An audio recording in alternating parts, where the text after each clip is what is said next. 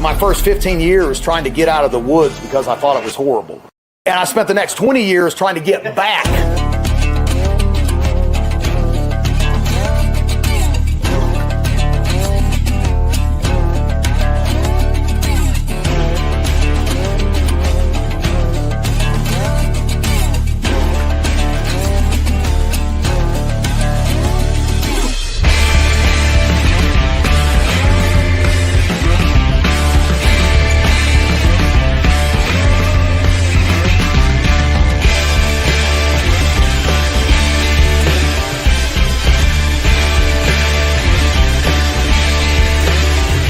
The truth of the matter is we need to be well-rounded individuals like our forefathers were.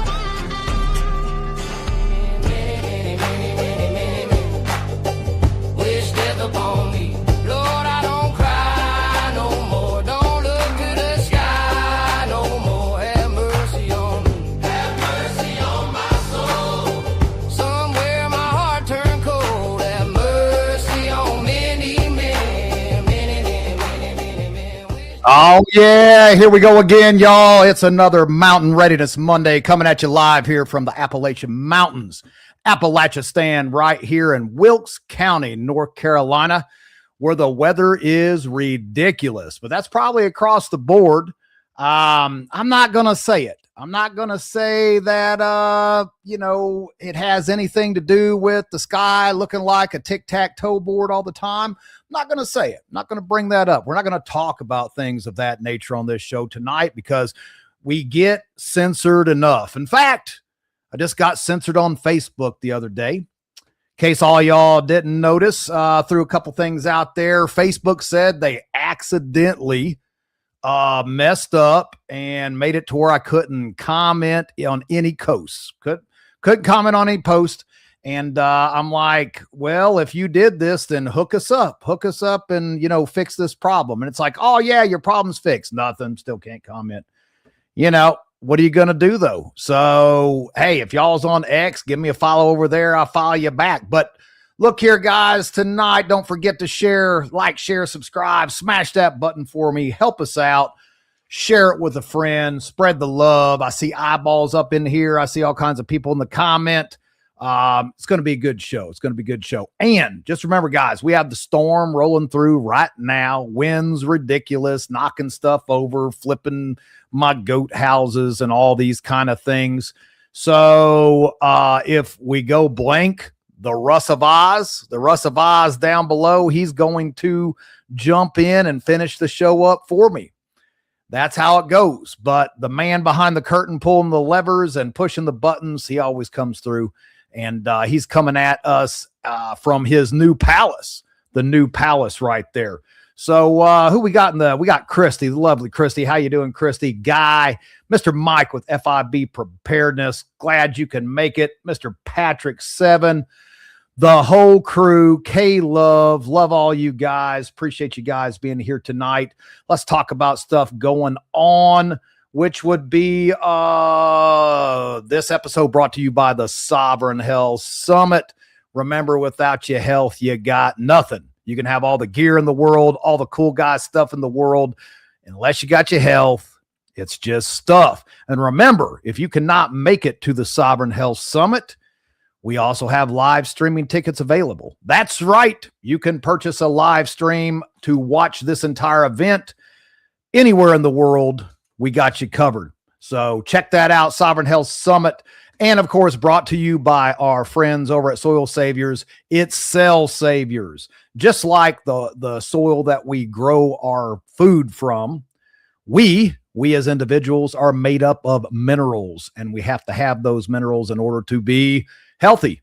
And of course, remember, these guys that run Soil Saviors and Cell Saviors, Mr. Pat Miletich, UFC champion. In fact, Pat had trained more champions in his career than anybody else. I think he's the top.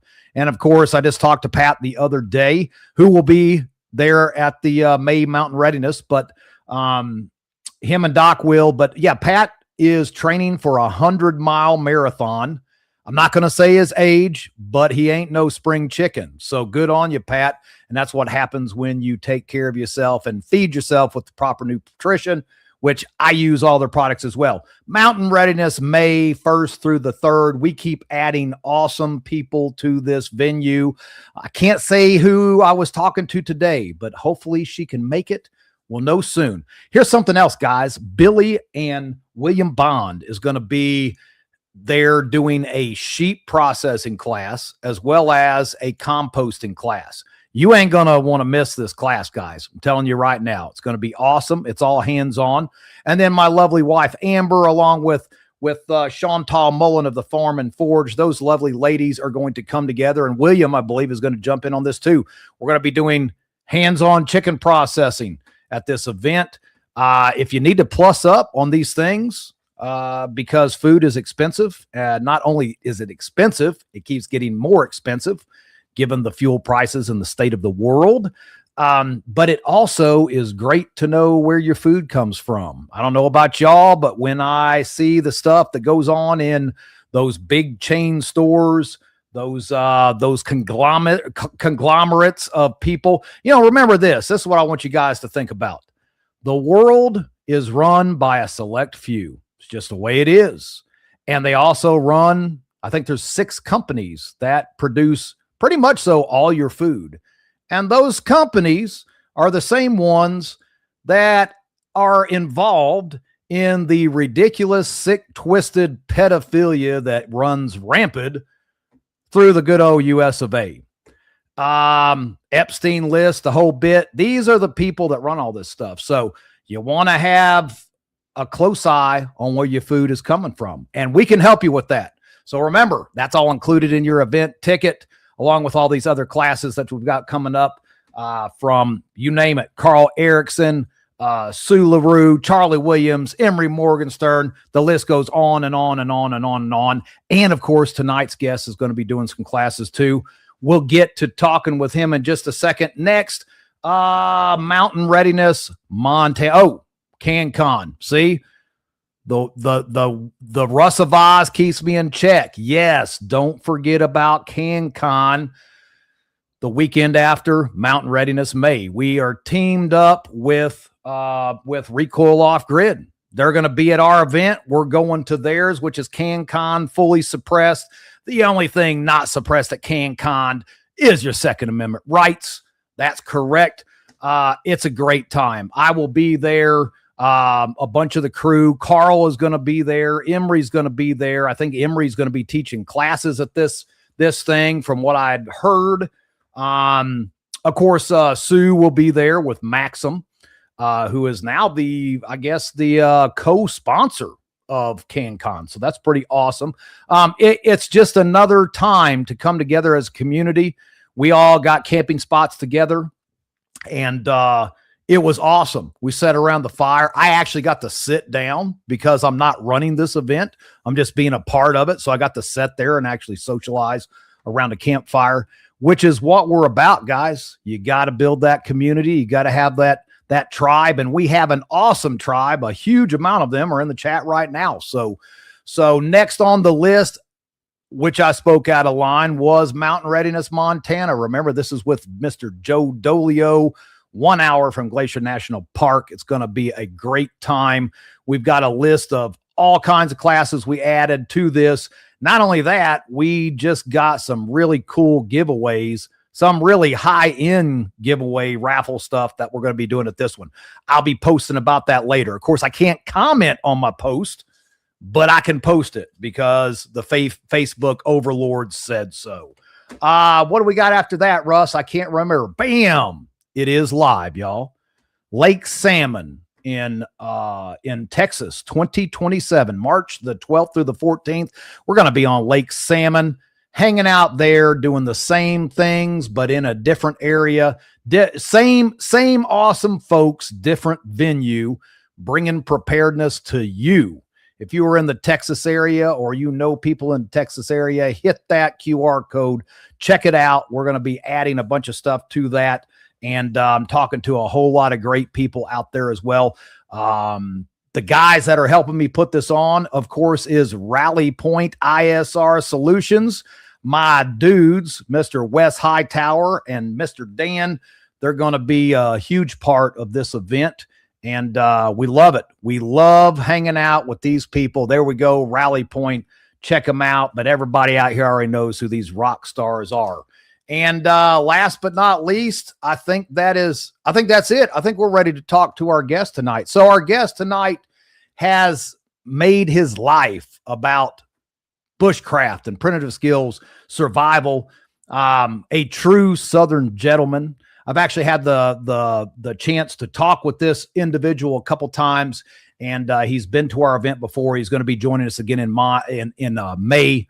I really think you guys are going to like what this gentleman has to say. And he's dedicated his life to these primitive skills, has a great YouTube channel, and just a plethora of knowledge. And there's one of my favorite words that makes me sound smart, plethora. So without further ado, let's bring out our guest tonight, Mr. Blackie Thomas. Hello. Thank you. Thank you for letting me be on tonight. Absolutely, Blackie. Absolutely. So, guys, remember, if you have a question for Blackie, hashtag Blackie, and we will pull these questions as we move along tonight. But Blackie, and here's another thing, guys, just remember, we're having some internet difficulties. Blackie is as well. He may pop in and out. He'll be back unless, the wind knocks out mine, but that's okay. We will, we'll let Russ run the show by himself if we have to. There's more than one way, more than one way to skin a cat. Blackie, I appreciate you coming on tonight, man. And I'm looking forward to being able to share a campfire with you again in May, maybe even hang out a little bit more. And which socializing is something that is hard to come by when you run an event. But yeah, and I think it was just in passing at the event. I actually talked to you more after the fact when we were on the phone. Mm-hmm. But give everybody a little bit about, where you come from and what is Blackie Thomas about? How give us a little bit of the rendition of the story. Where the plethora comes from. The plethora. I live in lower Alabama in the corner of the Georgia-Florida corner of Alabama. I come from poor people that worked hard and were very self-reliant because they didn't have a lot of money. And so it was, farming, it was working, it was canning, it was sewing, it was all of the skill sets. And I thought that was normal. It was until I got in high school and really realized that a lot of my compatriots of my age hadn't been exposed to this stuff, how radical it was. They wanted to go hunting, but they didn't know how to process the game once they caught it. And I'm just a lower Alabama redneck, but I was fascinated from a young age with the frontier skills like Daniel Boone, Davy Crockett, and all like that. I read anything I could get a hold of. I bugged every old timer, every old woodsman I could find for some sort of skill. How do you do this? How do you do that? I was a royal pain in the butt to a lot of them because they knew how to do this and I wanted to learn, and they weren't doing this for fun. They were doing it for feeding the family. They didn't see it as a fun skill like cleaning a hog or fishing or running a trot line. Isn't that crazy how it is when, those things that you have to do? Yeah. It's, you see a lot of guys talk about this, a lot of guys and gals, and they're like, they ask you like, how do you know how to do all these things? I'm like, well, because I was poor. And when you're poor, you learn all kinds of skills. And it was the same for me. We grew up, my first 15 years, I said over and over again, man, no electricity, no running water. Lived out in the middle of nowhere. My mother cooked on a wood burning stove for, my first 15 years of life, or a campfire, one of the two. And the wood burning stove wasn't in a house. It sat outside under some tin. We didn't have a house. We were living in tents and all kinds of craziness like that, little shacks. And plus, in the middle of summer, you don't want to be running a wood burning stove in your house anyway. But I'm sure you know what that's like. Oh, yes. So we did not have air conditioners. We had one room in the house that had a space heater in it. The rest of the house didn't have heating. We didn't get a hot water heater until I turned 16 when I put it in. So right. you had to take a bath in a hurry. Oh, you quick, fast, in a hurry. Yeah. You ever use those black water bags that you hang up in the tree when you was young? Yeah, I know what you're talking about. Yeah. Man, that was our go-to because heating bath water on a campfire it took too long. You just sitting around, and then plus, how much water can you possibly heat on a campfire? Number one. Two, we were a family of 5. So by the time my the youngest of the clan, I've got a younger brother and sister. By the time he got to the bathwater, it was just cold filth anyway, So we rolled that black water bladder. We'd hang it up in the tree, but I've said it before, man. It was one of those, like, you had to wait till late at night, because if you didn't, that thing would scald your skin off, It was lava. It was like pouring lava over yourself. Insanity as far as heat. You ran into the bathroom, which didn't have any heat. Ooh. You turned the water on, you got wet. You turned the water on, you lathered from head to toe. You turned the water on, you rinsed off. You turned it off, and you ran back to the heater, sitting there shaking so hard, because it was that cold. We were living in Bruno, Arkansas. That's in between Mountain Home and Harrison. Mm-hmm. And I'm not even kidding you when I say we're at least 3-4 miles down gravel and then another 1.5 miles back into the woods. We lived right next to this old abandoned, looked like an old, grain mill. Had the water wheel outside. It was grain laying all over the place. So, 1 and 1 equals 2. But, we were living in a tent, and I was actually living in the back of, the whole family couldn't fit in the tent. So I was in the back of this Ford Ranger pickup truck with a camper shell. Mm-hmm. And I remember it was the middle of February, and I hadn't taken a bath for a week.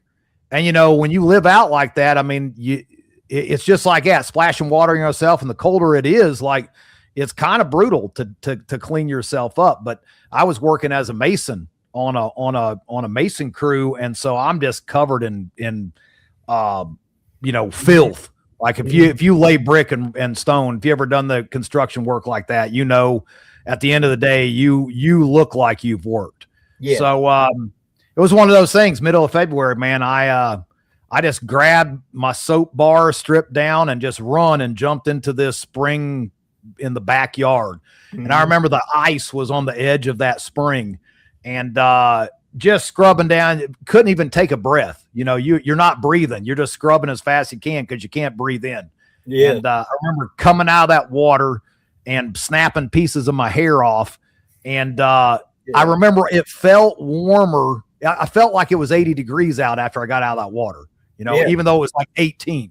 Yes. When we talk about laying bricks, I was 12, and I had moved to live with my dad, and back behind him, they were building new houses. Right. Well, I went up there after school and, was a little bit of a hustler, and it was like, look, I'll pick up for y'all, get the sweep up, get the scrap out, stuff like that. And they had like 12 houses in a row, and they're doing them like an assembly line. So the guy that was doing the bricks, I went to working with him, and he went to paying me a little bit on the side. And before you know it, I figured out how to lay brick. And so he went to teach me to lay brick. And so about a month went by, and we done finished these houses, and we're on the next street over. When the big foreman that's running it, he showed up and wanted to know, why is this 12-year-old kid over here laying bricks on my place when I'm paying you to be a brick mason?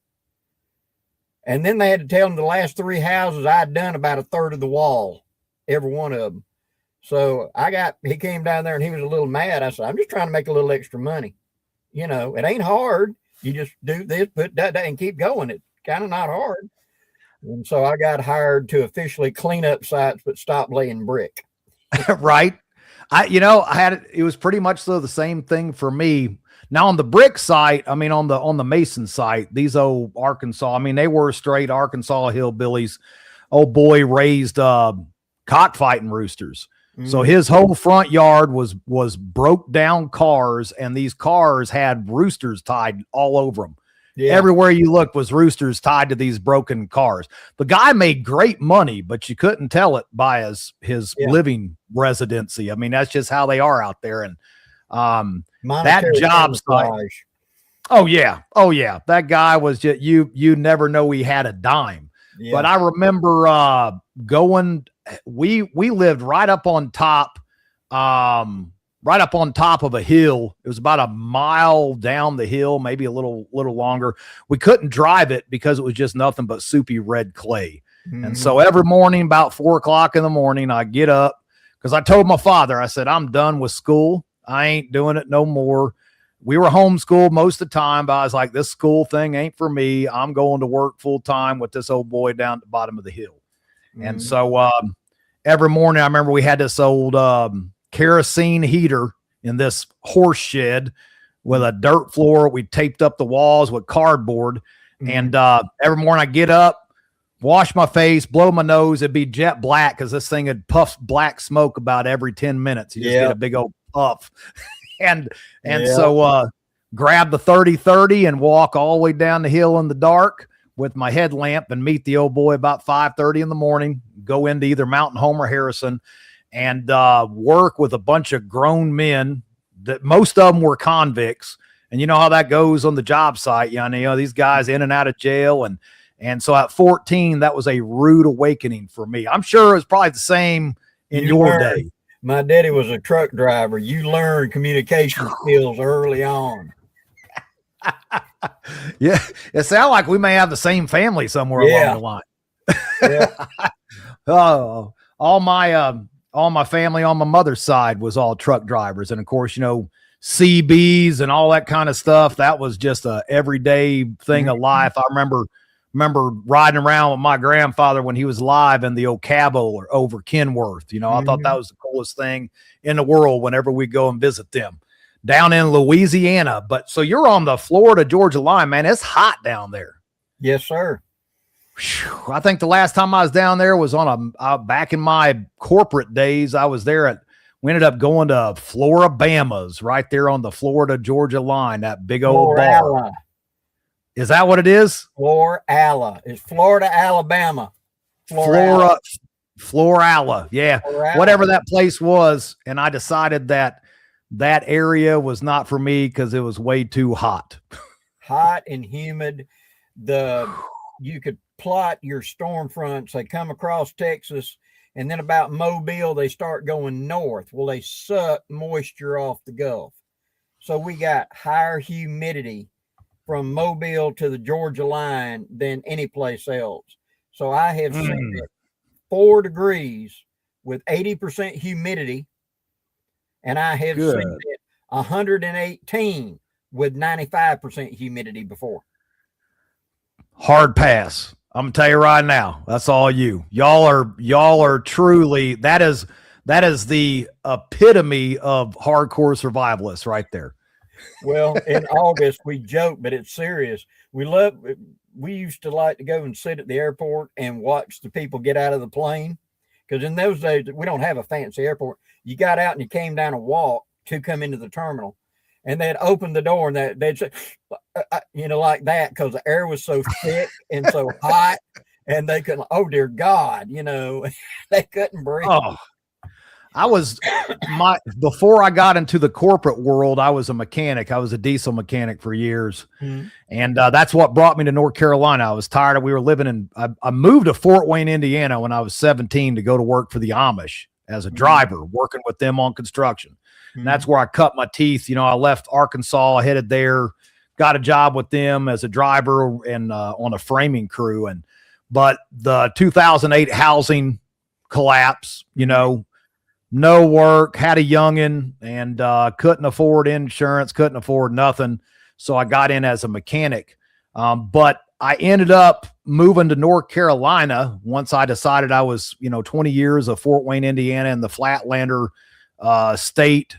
It just wasn't for me anymore. And being a boy born and raised a good majority in the Ozarks of Missouri, 20 years was enough. So that's how I ended up taking a job down here. But we, I took a job down here with a place doing road service, working on trucks and trailers out in the field. You know, not an easy profession, but I ended up down in Valdosta, Georgia. I know where that's at.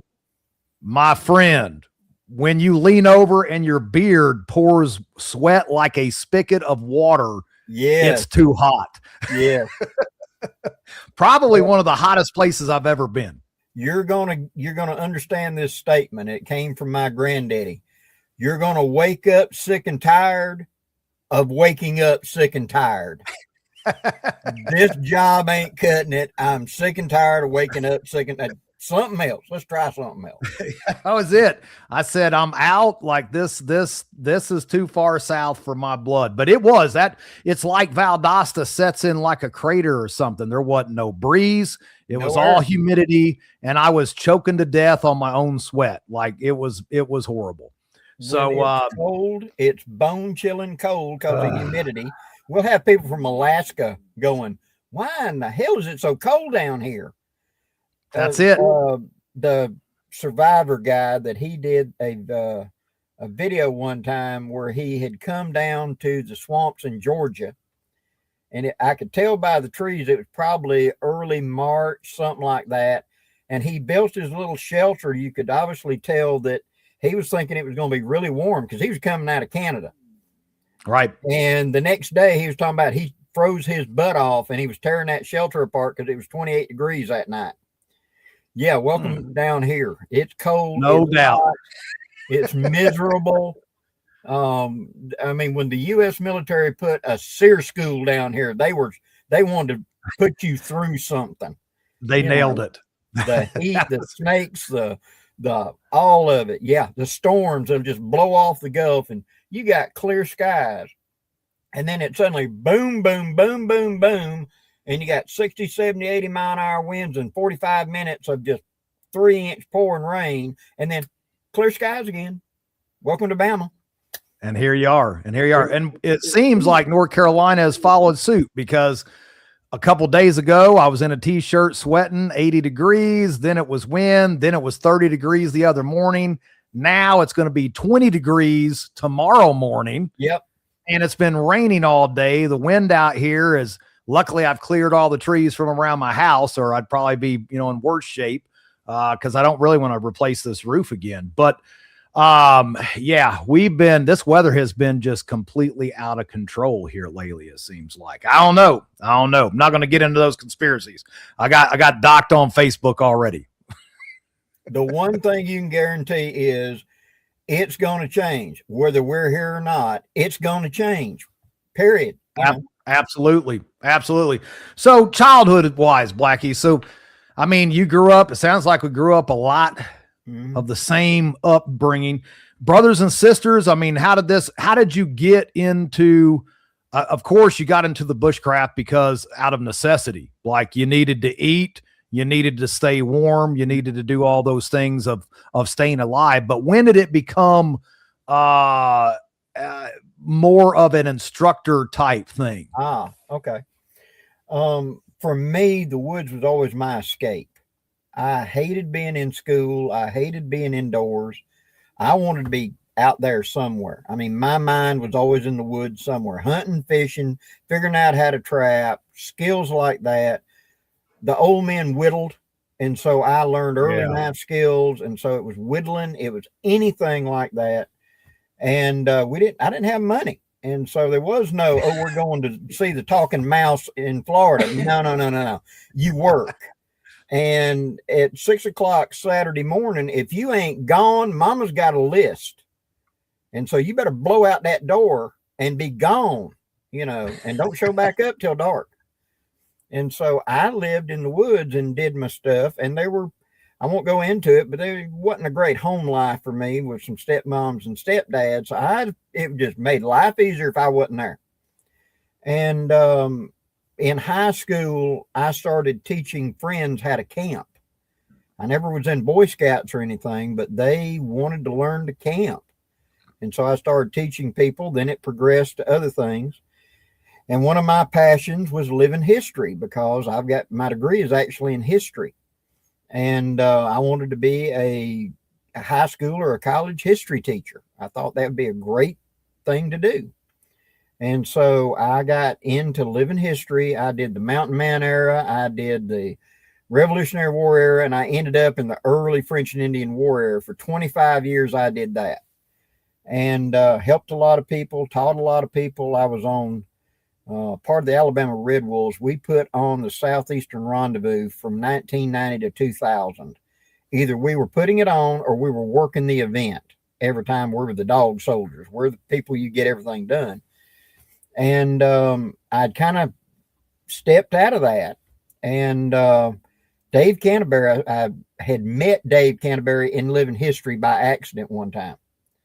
And so I happened to stumble upon him on YouTube.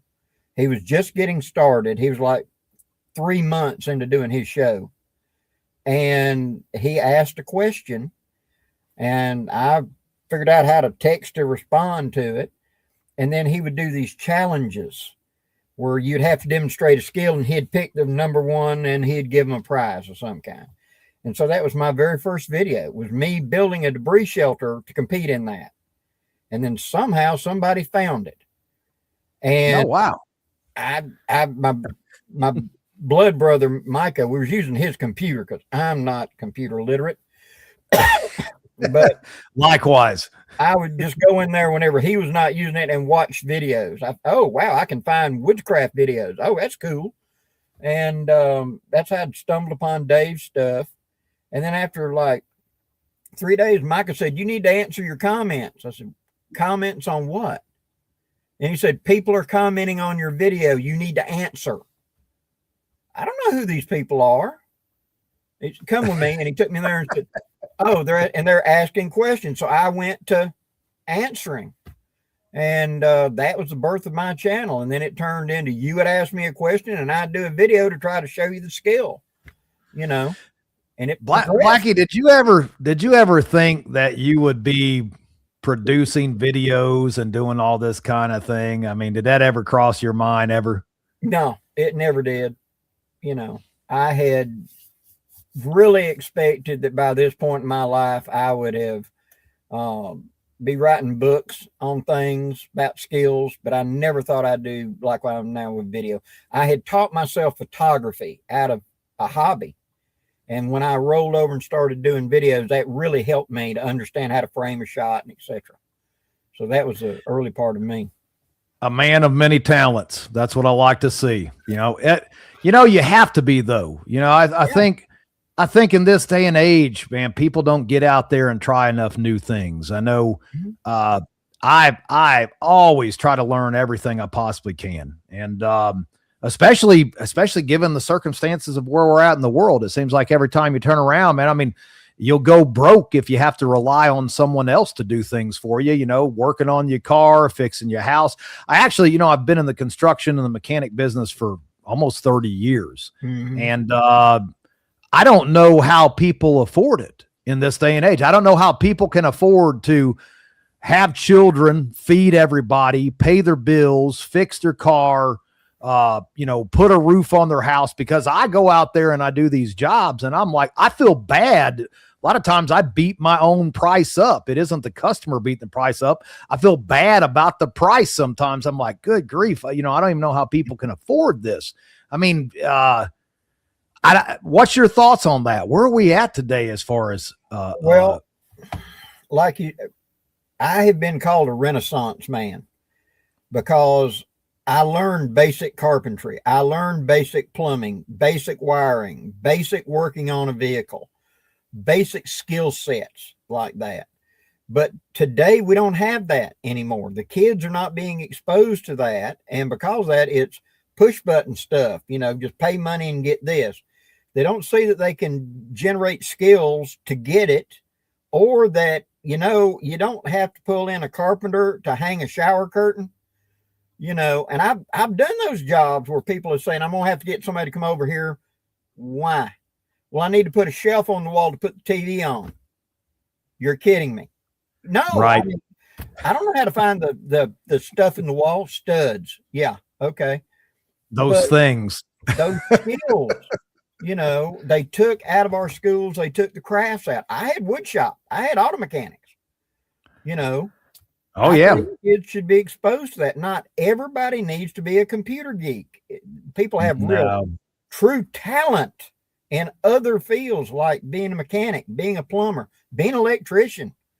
You know, those are the skills that going to make you some money if you can absolutely. You know, somebody out there in comment land, I'm sure you guys, one of y'all have kids that are of age. Is schools even doing ag tech and all this type of stuff anymore? I mean, I dropped out at 14, y'all. I was a flunky and never went back, got my GED. That's it. But do they still teach anything like this in school anymore? I don't know. I don't know. It doesn't seem like it, though. I don't really believe they do. I don't hear anybody talking about it. No, you know, it was, I guess it's one of those things that, you know, the skills that we grew up with is maybe it was because we didn't have it easy and it was out of, we had to, you know, it's amazing what you can do when you have to do it. And I think that is probably, maybe we just made it too easy for our children. And now we're getting hit with going with that direction. I don't know. I got everybody out here saying, no, they don't teach it anymore. Let's see, F5B, they are starting to bring welding and auto back here. Well, that's good. I'll tell you, because it's hard to find any welders anymore working on the road. Man, I've seen some of the craziest stuff. Guys that come in there. I mean, I'm sure you've struck a welder up a couple times, haven't you, Blackie? And I am no professional. I know enough to stick something together, to hold it together till I get somebody that knows what they're doing. That's about it. Well, that, you know, if it doesn't break, it's a good weld. Yeah. That's it ain't got to be pretty. It's just got to work. It just can't, as long as it doesn't break, he said he's got a laser welder. What in the world is a laser welder? I don't even know what you're talking about. They use it a lot of times on aluminum now. It will actually pulse the laser and make dimes beautiful, smooth. Is this that thing that they always showing videos of on TikTok and craziness like that? Like looks like a little soldering iron. Looks like one of the old soldering iron guns. Yeah, I think so. Like that. They can do stuff today that we couldn't even dream of.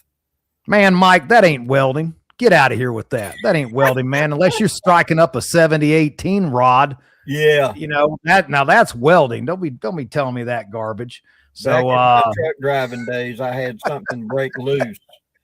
Now, okay, I had something break loose on my rig. I drove a Peterbilt, and it was just a bracket, but I couldn't move without doing something with it.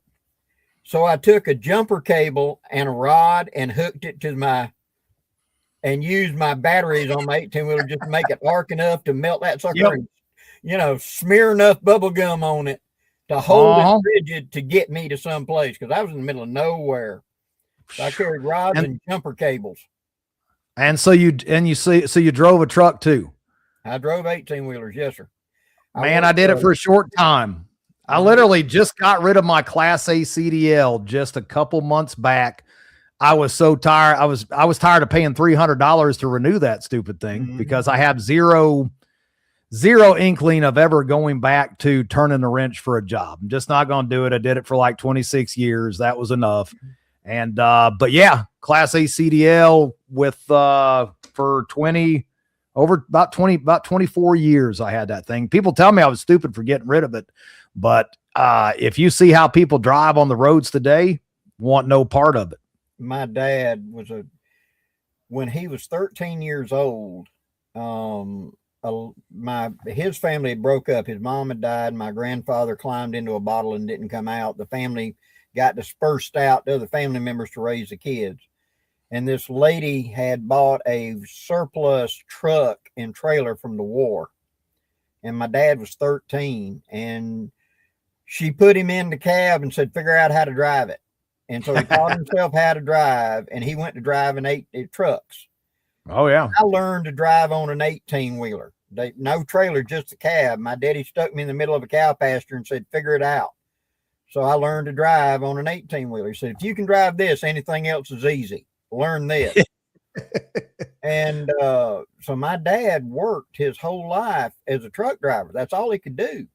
He really couldn't read and write worth a flip. I mean, he would look at letters like you'd look at a number combination and realize that those letters meant Charlotte, North Carolina, but he was really just seeing the combination. He couldn't really read. Right. And so whenever I was coming up, I expected to go drive a truck. I mean, I loved being on a truck and being with my dad. And whenever I turned 21 years old, the night it rolled over midnight and I turned 21, I was in Kansas, coming across the plains with a 18-wheeler coming back from Colorado with a $4 million radar on board. I was 21 with a $4 million radar. I worked for that company from 1983 to 1989. And it was a military contractor that did weather radars and military radars. So I got on to aircraft carriers, attack submarines, all this stuff. I would take it there and assemble the radar. Wow. In would come the engineer with his coffee cup and turn a few dials and certify it. But I physically bolted everything together. You know, I was self-taught. Wow. And but I had white hair, so they thought I was a lot older. Yeah, I'm not gonna lie. I'm gonna throw it out here. When I was a young man doing the construction there in Arkansas, you know, 14 years old, 15 years old on a mason crew, I looked the part. I was a husky young guy because if you're humping brick and mud, like you're gonna put on some muscle. And but my beard just wasn't right. So I figured out that just for men, you could dye that stuff up and buy cigarettes in the line there at the grocery store. So you know, that was, you know, $14.50. I'd just for men that thing up and head through the line, and nobody ever carded me. You know, I just cruise right through with all the grown men on the crew and buy my little Swisher Sweet cigarellos. Yeah. Cause that's what I was in as a young man there. But, you know, isn't it crazy though, that, like your father and, my grandfather, you know, my father was born in 36. And so him and my grandfather, they were the tail end of the Depression, walking from town to town to look for work. And my grandfather quit school at like 10, 11 years old.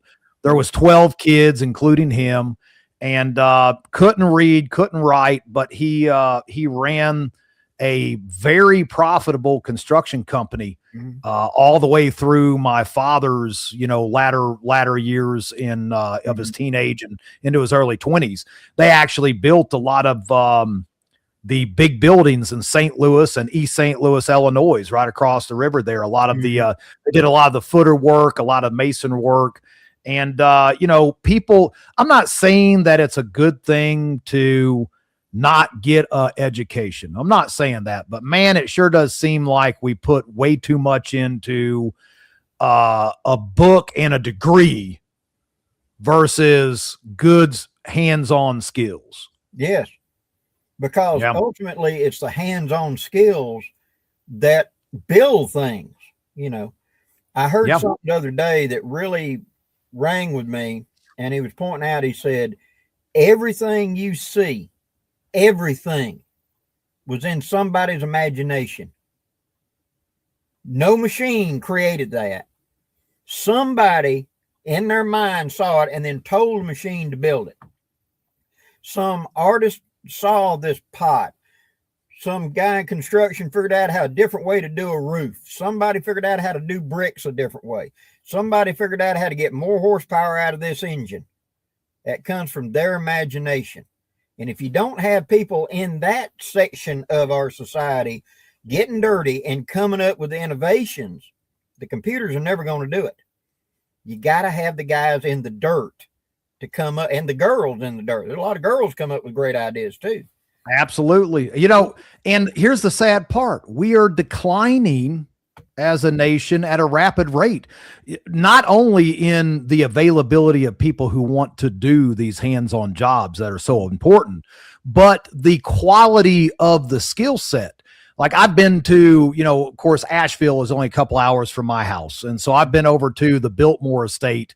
I can't even count how many times because I love architecture. When I lived in Indiana, I used to go and check out the Frank Lloyd Wright buildings and, a lot of the old architecture in Chicago.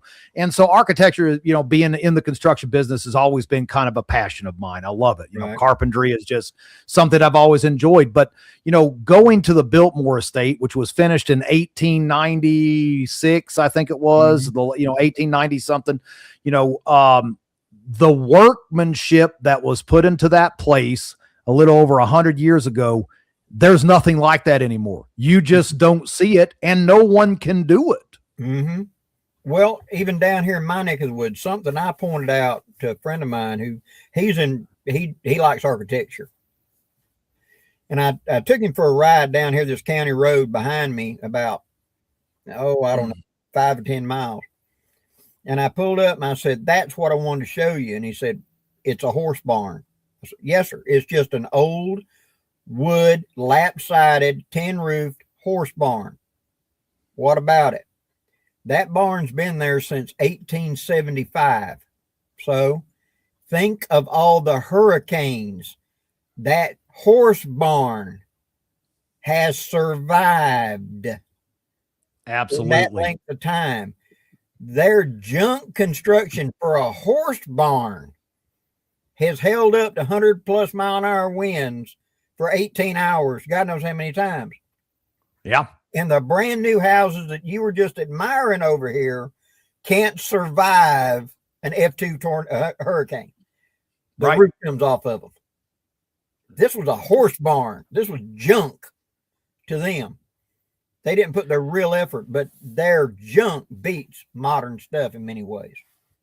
I used to make a ton of money back in the day as a repairman of brand new homes. Yes. Like $300,000 to $500,000 homes. I've actually worked on a few that were hitting the million area. And my job, I would get these jobs of coming in, just an example. I'm not going to say the builder, but a huge builder in Fort Wayne, Indiana. This was a $500,000 home. I get the call. The people had the place built and they didn't finish the basement out. So they decided that they wanted to go ahead. They had the money now that they wanted to finish the basement out. They get partially through the hanging drywall and getting all ready for the plumbing. And they find out that the toilet in the basement was 6 inches off the wall. And so my job, remember, $500,000, my job was to go in there, cut this concrete, jackhammer it out, and move the plumbing out for 12-inch on center just to fit a toilet in on a $500,000 house. And this was just one of, I can't even count how many repairs, from decks falling off to, just you name it. It just complete ridiculousness. And it just brings us back to is what happened to, number one, pride in your work, and two, just the skill set of craftsmanship. In the 1970s, they began to eliminate our industries in the U.S. Bottom line. I remember when they went after the logging industry and they said a little owl was more important than the logging industry. Not anything against the little owl. I love nature, but come on, guys. They went in, they started shutting down fishing industry. They went and shut down plumbing industries. Alabama up here at Birmingham was the steel center. I mean, that was a huge blast furnaces. Alabama is nothing but iron ore. It's red clay and iron ore. We could provide the steel for everything. The marble that came out of Sylacauga, Alabama, the pure white marble, was used in almost all the state capitals, a lot of the national capitals around the world. They just quit doing it because they kind of shut down those. The regulators come in. You can't have these trucks anymore. And bit by bit, they've taken away our ability to build anything. When I was a kid, there was a cotton mill at the top of the street. That was slave labor. Bottom line, you work like a dog. If you better come in dying. There wasn't no sick days. And for anything, they'd fire you on the spot because they had 20 people lined up to come in and take your place. Lined up. What a flip-flop. What a flip-flop. Because, right now when I do any construction work, I show up and the people are like, oh, I can't, you're here on time. I'm like, well, yeah, I told you I'd be here at 9 a.m. to look at this job. Oh, I just talked to 12 different people. They never showed up. Nobody answered their call. They said they're going to show up. They never did. And if they did show up, they took the money and then just disappeared. That's a job I'm currently working on right now. But, here in North Carolina, Wilkes County, of course, NAFTA, all the furniture businesses gone. And I swear they took, I'm not, if I'm lying, I'm dying. They had took all the good craftsmen from this place. They all moved somewhere else because there ain't many around here that exist anymore. We had shirt factories, we had cotton mills, we had all kinds of industry down here, and it bit by bit they all disappeared. There's a few things left, but not nearly enough. And I'm not a big fan of big industrial places, but at the same time, you got them young people coming off the farm. They hate farming. They're being told that that's grubby, dirty work. You don't want to do that. You need a computer degree. You need a degree in business or whatever. Well, if they can't work to get money, they can't buy what you're building. Bottom line, we got to have workers working and getting money and moving. In 1960, on minimum wage, in 1960, a person could have a wife that didn't work, 2 kids, a car, a TV, and a house on minimum wage. Oh, it was tough, but they could do it. You're right. If you move it from 1960 to present, minimum wage would be $48 an hour. That's his buying potential for today. We ain't got nothing. 100%. And it seems like it just keeps getting worse. I've got a couple comments here because, man, we have blown through just about an hour. Yeah. Quick, fast, in a hurry. So let's see here. We got Mike with FIB Preparedness. Blackie, what is your go-to bushcraft meal when you are enjoying nature? Oh boy. If I'm cooking, it's going to be camp taters, which is I take instant mashed potatoes, mix it with dry brown gravy mix, and then I'll take one of them single serving pieces of Spam, cover it up, put them in the bottom of the can, brown it up just a little bit, pour water in, bring the water to the boil, add the instant mashed potatoes, and mix it all in together. Camp taters. Bam. I'm going to tell you right now, anyone who has not sliced up and fried Spam, you're missing out. Yeah. I'm just going to tell you that right now. That's just, you ain't lived unless you've sliced up Spam and fried it. Now, I'm a cast iron skillet freak. Yes. Like a big old glob of butter, throw you some potatoes in there, fry that thing up till you get that golden crunchy edge, man. You cannot beat a cast iron skillet. And luckily my wife is an expert cook because I am not. So there is that. Don't ask me to cook if we're ever sharing a campfire and it's morning. I'm gonna tell you that right now, man. Burn toast, just how it is. So appreciate that question, Mike. Looking forward to seeing you there in May. What else we got? The lovely Christy Blackie. We want a Florida class with you. Do you ever do hands-on classes? The videos are great, but hands-on is better. And they are down there in Florida around, well, I know Chris is down there around Umatilla. I don't know how far you are from that area. I go down in the fall to the Rewild Outdoors gathering and put on I can do hands-on classes at that. And so I will do some sort of class down there this coming fall whenever we hold it. Awesome. There you go, Christy. There you go. I'm going to put you on the spot because I am a bladesmith. I'm a bladesmith. I make knives. I made axes. I make all those type of things. I haven't been in the forge for a while, but it's long overdue.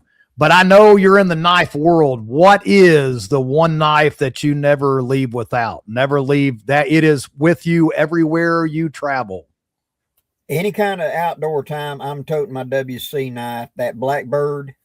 I've worked with that, had that knife for years. It looks funny because of the curved edge. Trust me, pick up a stick and start whittling.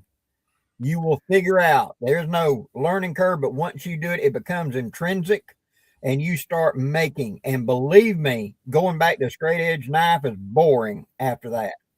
That's my field. knife right there. So that, now what grind is on that? That's a Williams Collin knife. Collins. It's I believe it's an 11 degree, and it's called the Woodsman's Edge. I had done a video talking about kukris and all the edges on a kukri, and William took that and adapted it to a field knife. And so that's how the Woodsman's grind came about. Awesome. I love it. I love that. Well, you're going to be teaching there and here. Yes, guys, Scan that. If you have not already, scan that QR code and go give Blackie a follow over there on YouTube. Tons of videos and content. How many years have you been doing that on YouTube now? I started in 2008. There you go. So a lot of years of content, a lot of skill poured into that channel, guys. Scan that QR code, give Blackie a follow on there. What are you going to be teaching there at Mountain Readiness? I believe we talked about water was one of them. Finding water in the environment. I want to get a little more in depth for the people that's doing prepping, etc., of understanding what you're looking at, not just finding water, but understanding water in the ground, how to find it. What is a good source of water and what's a source of water that's going to just dry up in dry years? Water, you're going to build a homestead. You need to understand water, not just what the county commissioner says. You need to understand water. Because an engineering degree is just a piece of paper. Yeah. Yeah. And then we talked, and we may do another class. I don't remember what it was. You said there was a secondary one. You got tons of them. You can pretty much just do anything at this point. Say I need plug and play an hour and I'll come up with something. Trust me. Wow. Awesome. What is the most, we got a couple minutes. What is the most harsh environment that you have ever worked in the survival world? Oh, in the survival world. Ooh, I have spent time in deep swamps before where there is no dry land. And you're hiking in a swamp with gators and snakes and everything else, where we were trying to locate something that was historic that's in this swamp now. And I spent 10 days in a swamp living out of a hammock with two other friends.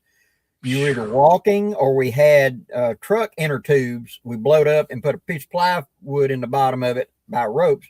You could put the gear and swim through the deep areas and etc. So I was in the water for 10 days with mosquitoes and everything. Good grief. It was insane. That's ingenious though. So you guys just packed around inner tubes and you had, you just cruise around. And that's great because you can just deflate those things back down, stuff them back in a bag. A bicycle pump is how we pump them up. Good. That is great. I'm going to add that to my list of things if I ever go back to Florida or South Alabama, which I'm going to try to steer clear, especially in the summer. Because I don't do swamps. I'll tell you, Louisiana swamp, I got a taste of the swamp out there. My mother was born in Pineville, Louisiana. And, not far from Alexandria, Stewart's Lake out there. I remember going out there with my uncle and crazy cousin, them half lit up like a Christmas tree, at like 3 o'clock in the morning with a bang stick trying to poach alligators. I'm gonna tell you this right now. It ain't for me. Yeah. Well, this has been a great hour, Blackie. We have to do this again sometime. I'm super stoked about having you back in May, and this time you teaching something, because last time it just didn't fit into the schedule and all that kind of stuff. It was crazy. It was a crazy weekend. This one here, we get to actually get some knowledge from you. What do you want to leave folks with tonight? Fail. First attempt in learning. Any new skill, you're going to fail. Good. You failed. What did you learn? Fail better next time. First attempt in learning. Fail. Bam. And there you have it. Guys, that is another Mountain Readiness Monday wrapped up for tonight. Next Monday, now from starting sometime tomorrow-ish, maybe Wednesday, I'm going to throw some posts out, but you guys are the first to know about it. We have Gorilla Medical is going to be joining us next Monday. Going to be talking about the things they are doing. And not only will they be joining us to talk about what they are doing for veterans, rehabilitating veterans, their medical stuff.